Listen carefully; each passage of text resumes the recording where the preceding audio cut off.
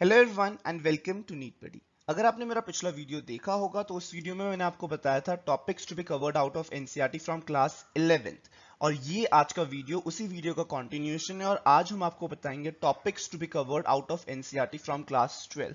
But again let me remind you guys 90% of questions NCERT से ही आएंगे NEET में। सो जब तक आपका एनसीईआरटी स्ट्रांग ना हो जाए, जब तक आपने एनसीईआरटी को घोल कर पी ना ली हो, जब तक एनसीईआरटी आपने एटलीस्ट 3 से 4 बार रिवाइज ना कर ली हो, don't even think of moving to these topics. ये टॉपिक्स आपने तभी कवर करने हैं जब आपके एनसीईआरटी पे स्ट्रांग होल्ड हो जाए, जब आपका एनसीईआरटी लिटरली आपके फिंगर टिप्स पे आ जाए।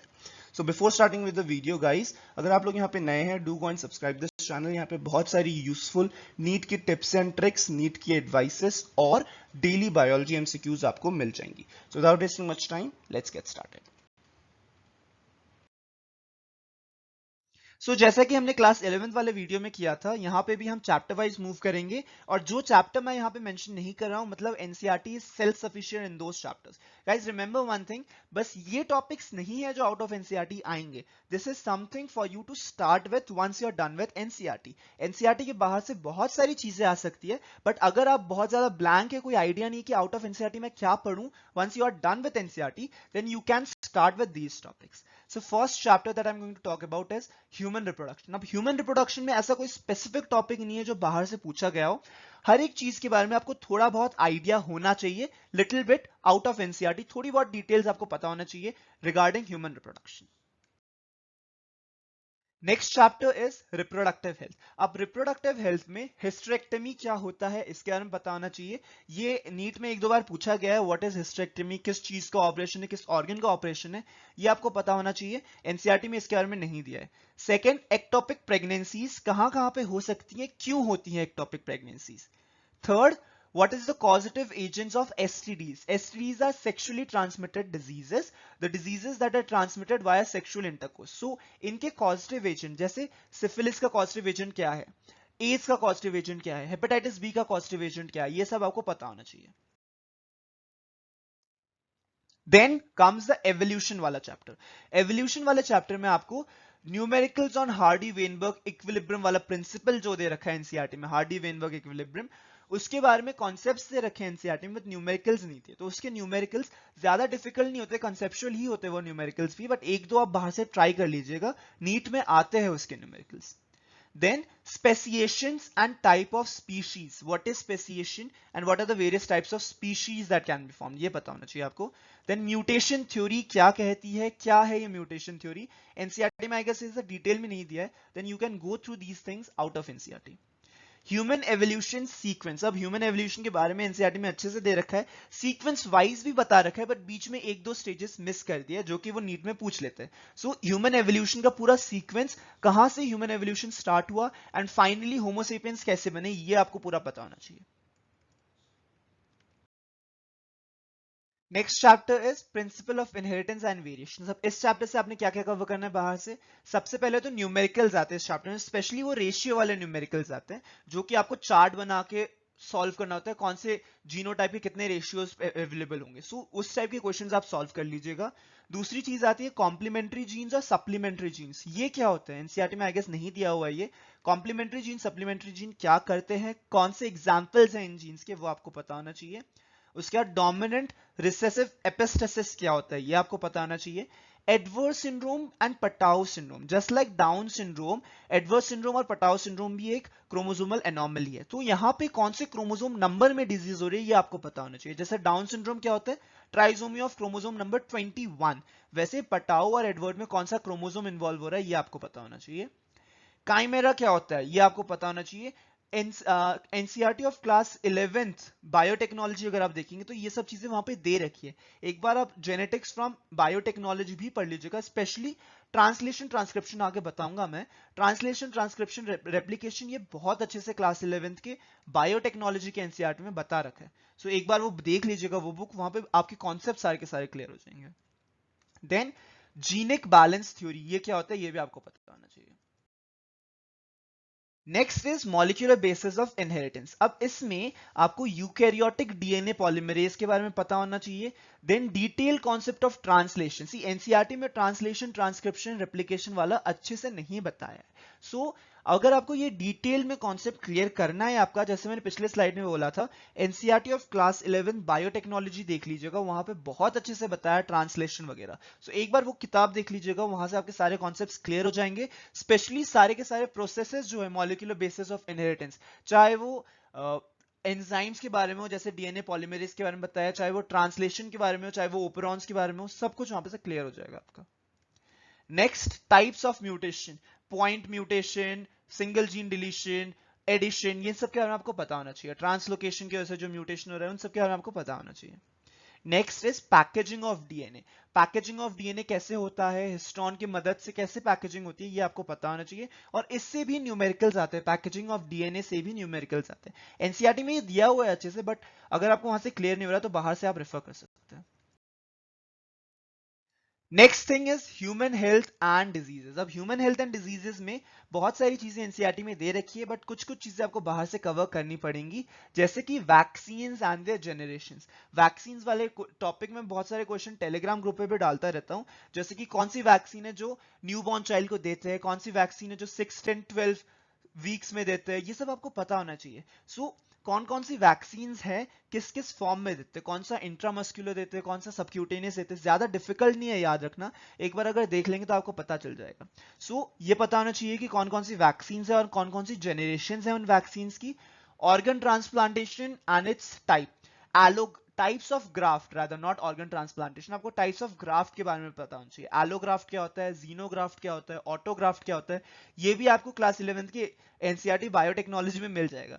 सो आई वुड रिकमेंड कि बायोटेक्नोलॉजी की बुक भी आप देख लीजिए एक बार, जहां जहां पे भी आपको डाउट लगे बायोलॉजी के कॉन्सेप्ट्स में, बायोटेक्नोलॉजी की बुक में वो अच्छे से दे रखा है। सो टाइप्स ऑफ ग्राफ्ट्स के बारे में पता होना चाहिए, ऑर्गन ट्रांसप्लांटेशन, ऑर्गन्स रिजेक्ट क्यों होती है और कौन सी टाइप की सेल इम्यूनिटी, कौन सी टाइप की immunity is responsible for rejection of those organs, ये भी आपको पता होना चाहिए। एंड साथ ही साथ कुछ डिजीजेस है, जैसे मलेरिया की लाइफ साइकिल तो वहां पे दे रखी है, लेकिन फाइलेरियासिस के बारे में ज्यादा अच्छे से नहीं दे रखा है, अमीबियासिस के बारे में ज्यादा अच्छे से नहीं दे रखा है, बैक्टीरियल इन्फेक्शंस के बारे में वहां पे, टिटनस के बारे में, ये सब चीजें डिटेल में नहीं दिए।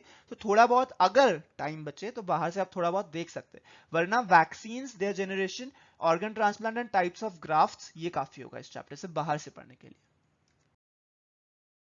Next is organisms and population. अब हम आखिरी यूनिट में आ गए, इकोलॉजी वाले आखिरी यूनिट में आ गए, क्लास 12 के एनसीईआरटी बायोलॉजी के। ऑर्गेनिजम्स एंड पॉपुलेशन से आपने बाहर से क्या कवर करना है, आर सेलेक्टेड एंड के सेलेक्टेड स्पीशीज। एक ग्राफ बना हुआ है जहां पे आर और के का रिलेशन दे रखा है ऑर्गेनिज्म एंड पॉपुलेशन में। अगर आपने एनसीईआरटी पढ़ी होगी तो आपको समझ आ रहा होगा मैं किसके बारे में बात कर रहा हूं। तो वहां से एग्जांपल्स आपको याद रखने हैं आर सेलेक्टेड और के सेलेक्टेड स्पीशीज की। Then there are numericals which are based on population attributes, मतलब immigration, emigration, death, birth, इतने numbers में हो रहे हैं, तो out of this total population क्या होगा, ऐसे करके एक numerical आ सकता है। So population attributes के बारे में आपको पता होना चाहिए और वहां पे numericals आ सकते हैं। Next is types of adaptations and the examples of adaptations. NCERT में काफी अच्छे से दे रखा है, वहां से पढ़ लेंगे तो भी काफी होगा, लेकिन अगर आपको वहां से समझ नहीं आ रहा है तो बाहर से रेफर कर सकते हो। Examples with the type of adaptation, ये इंपॉर्टेंट है, ये याद रखना है आपको। Next is ecosystem. अब इकोसिस्टम से क्या क्या पढ़ना है, numericals based on NPP and GPP, net primary productivity, gross primary productivity. ये सब क्या है, एनसीईआरटी अगर आपने पढ़ी है तो आपको समझ आ रहा होगा। इस पे न्यूमेरिकल्स आते हैं, बाहर से आप एक दो न्यूमेरिकल्स इसकी प्रैक्टिस कर लीजिएगा कि कैसे टाइप के न्यूमेरिकल्स आ सकते हैं। Next is 10% law of energy transfer. Actually NCERT में काफी अच्छे से दे रखा है 10% लॉ ऑफ एनर्जी ट्रांसफर, बाहर से पढ़ने की जरूरत नहीं, बस एक कॉन्सेप्ट समझिएगा कि हर एक जैसे जैसे स्टेज हम आगे मूव करते हैं बस 10% एनर्जी आगे ट्रांसफर होती है। सो इसमें न्यूमेरिकल आता है कि सनलाइट से अगर इतनी एनर्जी आ रही है तो जो हमारा टर्शियरी कंज्यूमर है उसको कितनी परसेंट एनर्जी मिलेगी या कितना अमाउंट ऑफ एनर्जी मिलेगा। सो यहां से न्यूमेरिकल आता है, तो आपको ये 10% एनर्जी लॉ याद रखना है, और फिर टर्शियरी या सेकेंडरी कंज्यूमर, जिस भी लेवल के कंज्यूमर की बात हो रही है, उसको कितना एनर्जी मिलने वाला है वो आपको कैलकुलेट करके आंसर देना होता है। Then the sequence of hydrarch and xerarch succession. अब ये एनसीईआरटी में दे रखा है बट अच्छे से नहीं दे रखा है। हाइड्राक और जिराक सक्सेशन में कौन कौन से प्लांट्स आते हैं और किस सीक्वेंस में ये प्लांट्स आते हैं ये आपको याद रखना है। सो ये आप बाहर से एक बार ये सक्सेशन देख लीजिएगा, एक ये सक्सेशन और एक ये जो मैंने क्लास एवोल्यूशन वाले चैप्टर का बताया था, ह्यूमन एवोल्यूशन के सक्सेशन, वो दो सक्सेशन आप याद रख लीजिएगा। Then ecological pyramids of forest, ocean, grassland and pond ecosystem. Especially कौन से कंडीशन में ये इन्वर्टेड पिरामिड बनता है, कौन से कंडीशन में इरेक्ट पिरामिड बनता है, ये पता होना चाहिए आपको। इन्वर्टेड पिरामिड से क्वेश्चंस आते हैं, तो कौन सी टाइप के इकोसिस्टम में इन्वर्टेड पिरामिड और किस चीज का इकोलॉजिकल पिरामिड इन्वर्टेड होता है, ये पता रखिएगा। फिर बायोडाइवर्सिटी एंड कंजर्वेशन चैप्टर से आपने बाहर से क्या क्या पढ़ना है। Name of extinct, endangered, vulnerable and critically endangered species, ये आप गूगल में एक बार सर्च कर लीजिएगा। स्पेशली दो स्पीशीज ऑफ इंडिया अगर आप याद रख सके, कौन कौन सी स्पीशीज एंडेंजर्ड है इंडिया में, एक्सटिंक्ट कौन कौन सी हो गई है, वल्नरेबल कौन कौन सी, और क्रिटिकली एंडेंजर्ड स्पीशीज कौन कौन सी, ये आपको पता होना चाहिए। उसके बाद वेरियस नेशनल पार्क्स में कौन से एनिमल्स मिलते हैं, जैसे काजीरंगा नेशनल पार्क किसके लिए पॉपुलर है, गिर नेशनल पार्क किसके लिए पॉपुलर है, कौन से एनिमल के लिए, एक स्पेसिफिक एनिमल जो यहाँ पे जिसको यहाँ पे ज्यादा प्रोटेक्शन मिलता है। सो ऐसे पॉपुलर नेशनल पार्क्स में कौन सा एक एनिमल स्पेसिफिकली प्रोटेक्टेड है, उसके बारे में आपको पता होना चाहिए। Then the concept of endemic species, endemic species क्या होती है, इंडिया के कौन से रीजन की स्पीशी कौन सी एंडेमिक है, ये आपको पता होना चाहिए। ये सब ज्यादा डिफिकल्ट नहीं है, एक बार आप देखोगे तो आपको याद हो जाएगा।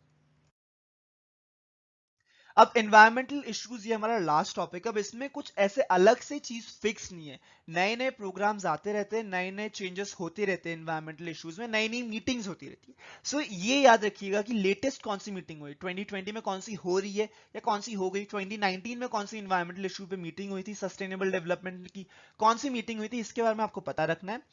डेट्स इंपॉर्टेंट है, जो एनसीईआरटी में स्पेशली दे रखा है कि कौन से डेट में कौन सा प्रोग्राम आया था, ये आपको याद रखना है। और UN parties of climate change, कौन कौन सी अभी तक प्रोग्राम्स हो चुके हैं, कौन कौन सी मीटिंग कहां कहां पे हो चुकी है, वो आपको पता होना चाहिए एनवायरमेंटल इश्यूज में। इससे ज्यादा डिटेल में आपको नहीं जाना, डेट्स पता कर लीजिए, नए जो मीटिंग्स होने वाले और कहां पे होने वाले ये पता कर लीजिए। इतना था जो आपको आउट ऑफ एनसीईआरटी कवर करना पड़ सकता है for NEET. Again I am saying, जब तक एनसीईआरटी आपका हो ना गया हो, अच्छे से आपने खत्म नहीं कर ली हो, 3-4 बार आपने एनसीईआरटी रिवाइज ना कर ली हो, तब तक इन टॉपिक्स के बारे में सोचेगा भी मत। एंड जरूरी नहीं है कि सिर्फ इन्हीं टॉपिक से आए, हो सकता है कि इन टॉपिक के बाहर से भी आए। See, NEET is a competition और उसमें कोई लिमिट नहीं लगा सकता, but these are the topics that you can start with once you have done with NCERT. अब इन टॉपिक्स के इधर उधर दाएं बाएं भी जो चीजें दे रखी है बुक्स में या मॉड्यूल्स में, वो आप देख सकते हो, लेकिन अगर टाइम परमिट करे तभी।